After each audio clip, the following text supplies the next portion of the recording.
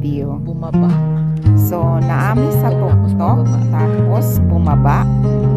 Tapos, paakyat na naman kami. Diba yan yung bundok? Ayan, umakyat kami dito. Tapos Yung kami, lake, andito nasa na baba naman siya. kami sa So, diba ang sa baba.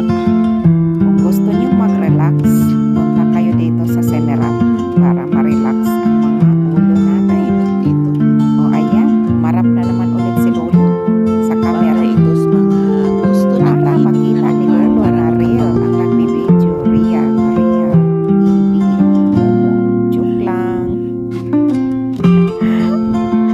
Nag-enjoy lang ang lola niyo sa pagre-relax kasi bihira lang na kapag-relax ang lola niyo kapag weekend. So, ayan. Ayan ulit. Bumaba kami ulit sa lake kasi papauwi na kami nito. So, naglakad-lakad ulit. Ayan. Nasa baba yan. Tapos, iikot kami.